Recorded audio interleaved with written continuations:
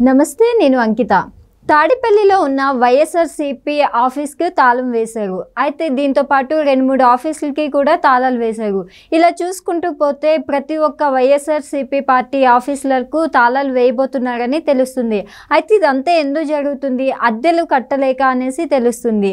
అయితే to let boards పెడుతున్నారని కూడా తెలుస్తుంది. అయితే జగన్ పిసినారా లేకపోతే జగన్ దగ్గర డబ్బులు లేవా అన్న టాపిక్ అయితే ఇప్పుడు హాట్ టాపిక్గా మారింది. సో ఈ విషయంపై డిస్కస్ చేయడానికి నాతో పాటు సీనియర్ జర్నలిస్ట్ సిఎస్ఆర్ ఉన్నారు. ఆయనతో మాట్లాడదాం. Hi sir. హలో సార్, ఇప్పుడు చూస్తే జగన్మోహన్ రెడ్డి వైఎస్ఆర్సీపీ పార్టీ తాడేపల్లిలో ఉన్న ఆఫీస్ అయితే క్లోజ్ అయిపోయింది, తాళాలు వేసారని తెలుస్తుంది. అలాగే 2-3 ఆఫీసెస్ కూడా తాళాలు వేసారు. ఇక మిగిలిన ఆఫీసెస్కి కూడా తాళాలు వేసేయబోతున్నారని తెలుస్తుంది. అసలు ఎందుకంటారు అంటే వాళ్ళు అద్దె కట్టలేకపోతున్నారని కొంతమంది అంటున్నారు. కొంతమంది ఏమో జగన్మోహన్ రెడ్డి పిసినారి అనేసి అంటున్నారు. కొంతమంది ఆయన దగ్గర డబ్బులు లేవేమో అనేసి అంటున్నారు. సో అసలు ఎందుకు వైఎస్ఆర్సీపీ పార్టీ అసలు ఏమవ్వబోతుంది? ఇప్పుడు వైఎస్ఆర్ కాంగ్రెస్ పార్టీకి సంబంధించినటువంటి ఆఫీసులు తాళాలు వేస్తున్నారు వరుసగా. ఒకచోట ఏమో కుప్పంలో వైఎస్ఆర్ కాంగ్రెస్ పార్టీనేమో రెస్టారెంట్గా మార్చేసుకున్నారు కుప్పంలో. అలాగే తాజాగా కేంద్ర కార్యాలయం తాడేపల్లిలో ఉండేటువంటి కేంద్ర కార్యాలయానికి అద్భుతమైనటువంటి అద్దాల మేడలో అది ఉండేది. దానికి సంబంధించినటువంటి ఓనర్ ఎవరైతే ఉన్నారో అతనికి అద్దె ఇవ్వలేదని చెప్పేసి ఖాళీ చేయమని చెప్తే అది ఖాళీ చేసి ఇప్పుడు ప్రస్తుతం జగన్మోహన్ రెడ్డి క్యాంప్ ఆఫీస్ని వైఎస్ఆర్ కాంగ్రెస్ పార్టీ కేంద్ర కార్యాలయంగా పెట్టుకున్నారు. దానికి తాళం వేశారు అసలు దానికి. తర్వాత మైలవరంలో ఉండేటువంటి వైఎస్ఆర్ కాంగ్రెస్ పార్టీ ఆఫీస్కి తాళం వేశారు ఈ మధ్యకాలంలో.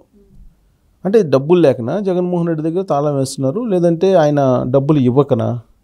ఇప్పటి వరకు జగన్మోహన్ రెడ్డి ఇచ్చారా, లేదంటే ఎక్కడికక్కడ జిల్లాకు సంబంధించినటువంటి ఇన్ఛార్జీలు లేదంటే జిల్లా అధ్యక్షులు పెట్టుకున్నారు? అసలు ఏం జరిగింది ఆ పార్టీలు అనేది ఇప్పుడు కొత్తగా తెర మీదకి వచ్చినటువంటి ఒక చర్చ.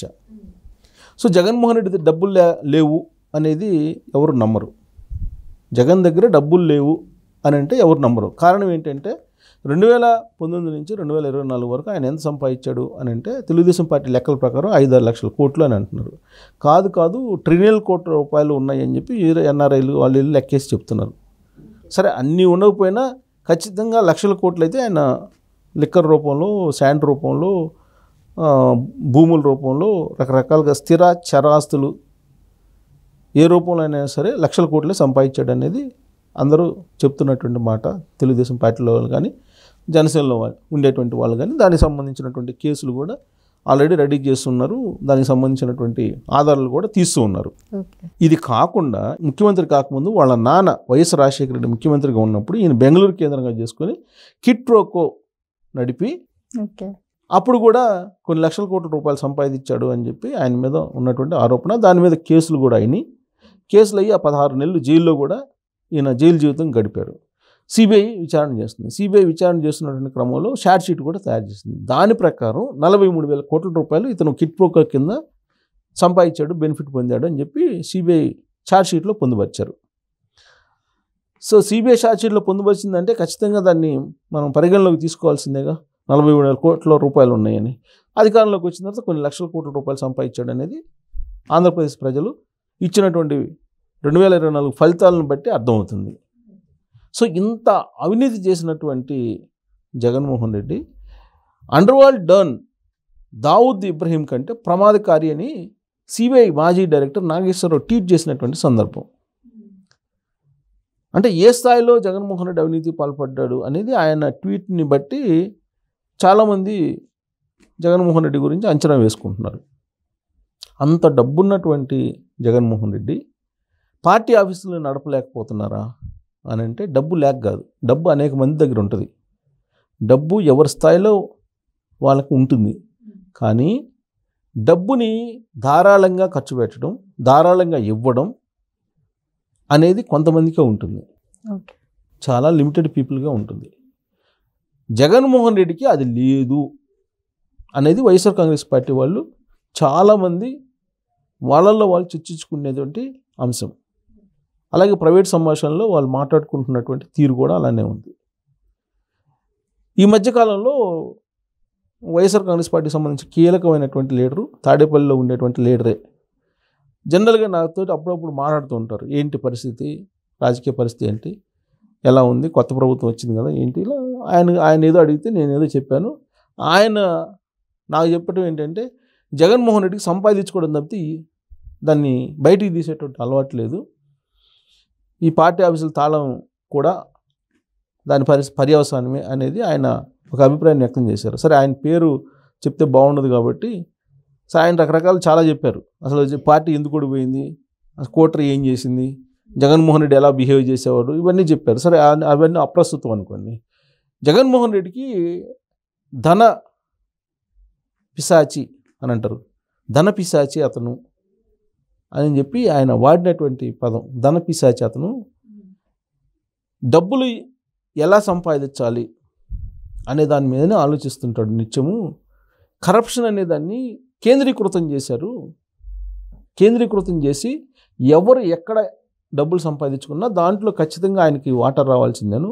ఒకవేళ ఆయన్ని డైవర్ట్ చేసి కనుక ఏ ఎమ్మెల్యే కానీ ఏ మినిస్టర్ కానీ డైవర్ట్ చేస్తే ఇంక వాళ్ళు చీటీ చినిగిపోయినట్టేను అనేటువంటి ఒక అభిప్రాయాన్ని వ్యక్తం చేశారు నా దగ్గర.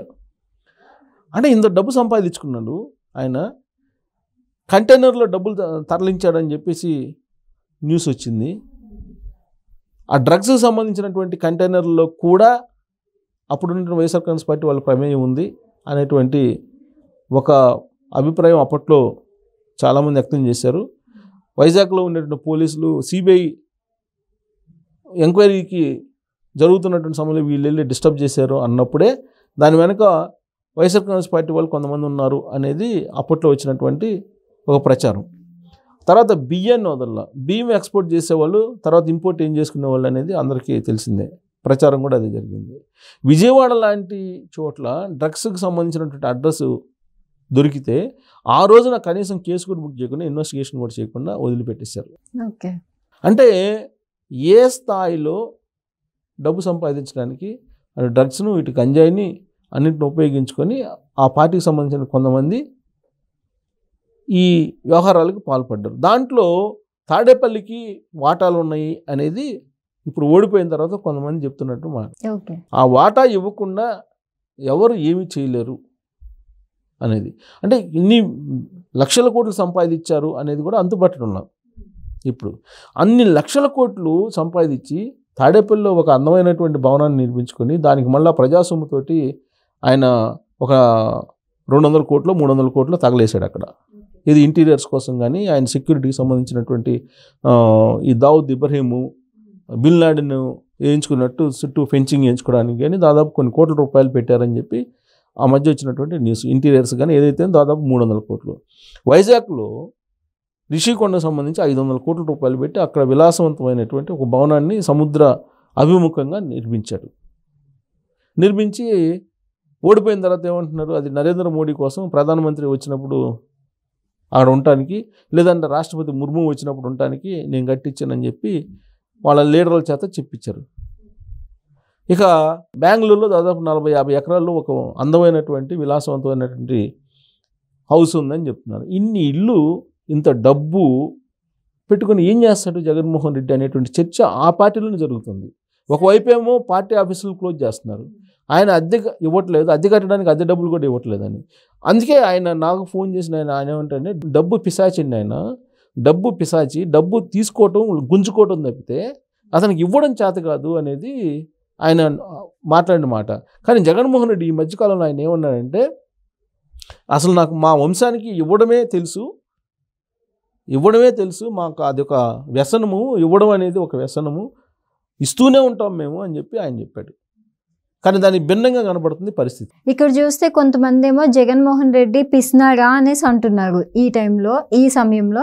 అయితే ఇక్కడ చూసుకున్నట్లయితే మరి జగన్మోహన్ రెడ్డి దగ్గర అంత డబ్బులే ఉంటే ఆయన ఎందుకు అద్దె కట్టట్లే అంటారు? అంటే జనాల నుంచి సింపతి పొందాలన్నా?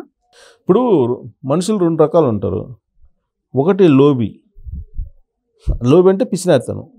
డబ్బులు సంపాదించడం తీసుకోవడమే తెలుస్తుంది చాలామందికి, మళ్ళీ తీయటం తెలియదు, తీయడం అనేది తెలియదు. తీయాలంటే ప్రాణం పోతుంది. జగన్మోహన్ రెడ్డి తను ఇంకా 2-3 తరాలు తీస్తూనే ఉన్నా కానీ ఆ డబ్బు తరగదు. అంత సంపాదించాడని చెప్పి అందరూ కోడై కూస్తున్నారు కదా. ఇప్పుడు ఆ పార్టీ ఆఫీసులకి అద్దె కట్టే పరిస్థితులు లేదా జగన్మోహన్ రెడ్డి? ప్రత్యేక విమానాల్లో తిరుగుతున్నాడు కదా, మరి డబ్బు ఎక్కడి నుంచి వచ్చింది? ఇప్పుడు అధికారం పోగానే ఆయన ఏం చేశాడు, ప్రత్యేక విమానం పక్కన పడేసి ప్రత్యేక విమానంలో కాకుండా ఆయన రోడ్డు మార్గాన్ని వెళ్ళాడు. 5 సంవత్సరాలు ఎప్పుడైనా రోడ్డు మార్గాన్ని వెళ్ళాడు ఆయన? 5 కిలోమీటర్లకు 10 కిలోమీటర్లు కూడా హెలికాప్టర్లు ఆడాడు కదా, మళ్ళీ 2 హెలికాప్టర్లు బుక్ చేసుకున్నాడు కదా, ప్రత్యేక విమానంలో లండన్ వెళ్ళి వచ్చారు కదా, ఇప్పుడైతే వెళ్తాడా? మరి ఇప్పుడు ఎందుకు అట్లా ప్రత్యేక విమానం అని చెప్పి అడిగారని ఈ మధ్యకాలంలో ప్రత్యేక విమానం వాడుతున్నారు. ఆయన కారులో వెళ్ళాడు ఓడిపోగానే, మొదట ఇటుపులపై నుంచి బెంగళూరుకి కారులో వెళ్ళాడు 200 కిలోమీటర్లు. అంటే అక్కడే కనపడతలే అతను లోబితనం అనేది, పిసినారితనం అనేది. డబ్బు అందుకే నాకు ఫోన్ చేసినటువంటి అతని పేరు చెప్పడం బాగుండదు కానీ చాలా అత్యంత దగ్గర మనిషి జగన్మోహన్ రెడ్డికి. ఓకే, డబ్బు పిశాచి అని చెప్పి ఆ పదం వాడాడు. డబ్బు పిశాచి. డబ్బు పిశాచులకు ఏమవుతుంది తెలుసా? పిశాచి అంటే ఏంటి? బలిగోరుతూ ఉంటుంది. పిశాచి అంటే బలిగోరుతూ ఉంటుంది. ఎవరెవరు వస్తారా, ఎవరిని పీకు తిందామని. అట్నే ఇతను డబ్బు కోసం పీకు తింటాడు అందరిని, అంతే తప్ప ఇచ్చేటువంటి చేత కాదనేది అతను చెప్పిన మాట. ఇప్పుడు ఈ పార్టీ ఆఫీసులు ఇవన్నీ క్లోజ్ అవుతుంటే అదే కనపడుతుంది కదా. డబ్బు లేక జగన్మోహన్ రెడ్డి డబ్బు లేదు అని అంటే ఎవరైనా నమ్ముతారా? డబ్బు లేదు అని అంటే. మరి డబ్బు ఉండి ఈ పార్టీ ఆఫీసులు తాళాలు వేసుకునే పరిస్థితికి వచ్చింది. అదే కదా, సింపతి కోసం అంటారు. లోపే కదా. లోపి కాకపోతే, పిసినారి కాకపోతే డబ్బు ఏం చేసుకుంటాడు? ఉండేది జగన్మోహన్ రెడ్డి, వాళ్ళ పిల్లలు ఆమె లండన్లో ఉన్నారు, భారతి. ఎంత డబ్బు ఉంటుంది? ఎన్ని సంవత్సరాలు బతుకుతాడు? శాశ్వతం కాదు కదా ఎవరైనా, జగన్మోహన్ రెడ్డి అనే కదా ఎవరైనా. మరి అంత డబ్బు ఏం చేసుకుంటాడు అసలు? పార్టీ ఆఫీసులు తాళాలు వేసుకుంటుంటే అతను అంటే డబ్బులు లేవు మన దగ్గర అని ఒక క్రియేషన్ చేసుకునేదానికి ప్రయత్నం చేయటం అన్నా కానీ, లేదంటే అతను లోబి అన్నా కానీ అయి ఉండాలి. ఇది ఆ పార్టీ వాళ్ళు నాకు కొంతమంది ఒకళ్ళిద్దరు ఇంపార్టెంట్ వాళ్ళు ఫోన్ చేసి చెప్పినటువంటి మాట, అతను డబ్బు పిశాచి అన్నారు. అంటే దాని అర్థం అది ఇందాక చెప్పాను కదా. సో కాబట్టి లోబి, తెలుగులో చెప్పాలంటే లోబి. ఆ లోబి అనేది ఎవరికైనా లోబిగా ఉండడం అనేది మంచిది కాదు. నువ్వు తిన్న ఆహారం ఎవరైనా సరే, ఆ తిన్న ఆహారం లోపలే ఉందనుకో మళ్ళీ తినలేవు కదా, వెళ్ళాలి కదా.